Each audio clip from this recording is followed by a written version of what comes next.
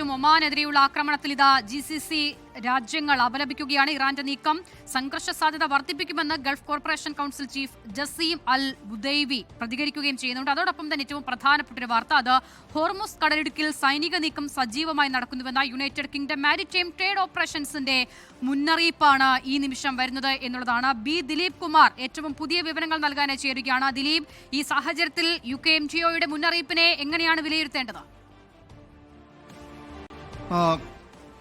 അസിത, ഇപ്പോൾ ചില വാർത്തകൾ പുറത്തു വരുന്നുണ്ട്. അതിൽ വളരെ പ്രധാനപ്പെട്ട ഒന്ന്, ഗൾഫ് സഹകരണ കൗൺസിൽ GCC രാജ്യങ്ങളിലെ വിദേശ മന്ത്രിമാരുടെ യോഗം ചേരും എന്നതാണ്. നിലവിൽ ഇറാൻ ഇപ്പോൾ ഗൾഫ് മേഖലയിലെ ഇറാന്റെ അയൽ രാജ്യങ്ങൾക്കെതിരെ ആക്രമണം നടത്തിക്കൊണ്ടിരിക്കുകയാണ്.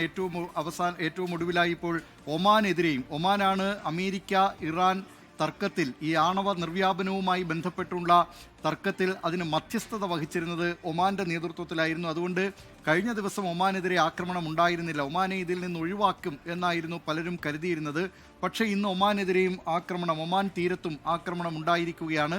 ഇതിനെ മറ്റ് ഗൾഫ് രാജ്യങ്ങൾ ശക്തമായ ഭാഷയിൽ തന്നെ അപലപിച്ചിട്ടുമുണ്ട്. പ്രത്യേകിച്ച് ഒമാൻ, ഖത്തർ, UAE തുടങ്ങിയ രാജ്യങ്ങളൊക്കെ ഇതുമായി ബന്ധപ്പെട്ട് ഇറാനെതിരെ രംഗത്തെത്തുകയും ചെയ്തിട്ടുണ്ട്. ഈ സാഹചര്യത്തിലാണ് ഇപ്പോൾ ഈ GCC രാജ്യങ്ങളിലെ വിദേശ മന്ത്രിമാരുടെ യോഗം ചേരാൻ പോകുന്നത്.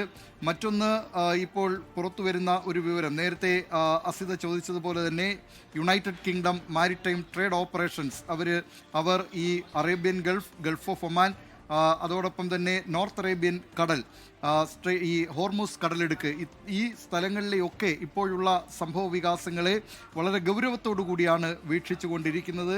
അതുകൊണ്ട് തന്നെ ഈ മേഖലയിലെ സ്ഥിതി പരിഗണിച്ചുകൊണ്ട് ആ നിലയിലുള്ള സുരക്ഷാ സംവിധാനങ്ങൾ കൈക്കൊള്ളണം എന്ന അഡ്വൈസറി, എന്ന നിർദ്ദേശം ഇപ്പോൾ UK മാരിടൈം ഓർഗനൈസേഷൻ അവരുടെ അംഗങ്ങളായിട്ടുള്ള ഈ കപ്പൽ വ്യാപാരം നടത്തുന്ന ആളുകൾക്ക്, സ്ഥാപനങ്ങൾക്ക് ഒക്കെ ആ നിർദ്ദേശം നൽകിയിട്ടുണ്ട്. ഏതായാലും ഈ സംഭവിച്ചു കൊണ്ടിരിക്കുന്ന കാര്യങ്ങളെ അതീവ ഗൗരവത്തോടു കൂടി തന്നെയാണ് ലോകരാഷ്ട്രങ്ങളും ഉറ്റുനോക്കുന്നത്. UN secretary general Antonio Guterres അടിയന്തരമായി വെടിനിർത്തൽ വേണം എന്ന് ആവശ്യപ്പെട്ടിട്ടുണ്ട്. യുദ്ധം ഒഴിവാക്കി ചർച്ചകളിലൂടെ പ്രശ്നപരിഹാരം കണ്ടെത്തൂ എന്നാണ് UN സെക്രട്ടറി ജനറൽ നിർദ്ദേശിച്ചിരിക്കുന്നത്. അതേസമയം ഇറാനെതിരായ ആക്രമണത്തെ റഷ്യ, ഉത്തര കൊറിയ, ചൈന എന്നീ രാജ്യങ്ങൾ ശക്തമായ ഭാഷയിൽ അപലപിച്ചിട്ടുമുണ്ട്. അസിത, ശരി. ബി ദിലീപ് കുമാറാണ് അത്തരം ഏറ്റവും പുതുതായി വരുന്ന വിവരങ്ങൾ കൂടി പങ്കുവച്ചത്. എന്തായാലും ഇസ്ലാമിക വിപ്ലവാനന്തരമുള്ള ചരിത്രത്തിലെ ഏറ്റവും സുപ്രധാനമായ ഏടായിരുന്നു അയത്തുള്ള അലി ഖമനയി. അദ്ദേഹത്തിന്റെ വധം, അത് ഇറാൻ ഉണ്ടാക്കിയിട്ടുള്ള പരുക്ക് ചെറുതല്ല. സ്വാഭാവികമായും ആ നിലയിൽ തന്നെയുള്ള വലിയ തിരിച്ചടി ഉണ്ടാകുമെന്നുള്ള ഇറാന്റെ മുന്നറിയിപ്പിനെ ശരിവെക്കുന്ന തരത്തിലുള്ള ആക്രമണത്തിന്റെ വിവരങ്ങൾ ലോകത്തിന്റെ വിവിധ കോണുകളിൽ നിന്നും റിപ്പോർട്ട് ചെയ്യപ്പെടുന്ന മണിക്കൂറുകൾ കൂടിയാണ്. ഏറ്റവും പുതിയ വിവരങ്ങൾ കൂടി പ്രേക്ഷകരിലേക്ക് എത്തിക്കേണ്ടതുണ്ട്. ലോകത്തെവിടെയായാലും ഏത് സമയത്തും 24 വാർത്തകളും ഓഗ്മെന്റഡ് റിയാലിറ്റി പാക്കേജുകളും എക്സ്പ്ലെയിനറുകളും വിശദമായി കാണാൻ ഞങ്ങളുടെ YouTube ചാനൽ നിങ്ങൾക്ക് സബ്സ്ക്രൈബ് ചെയ്യാം.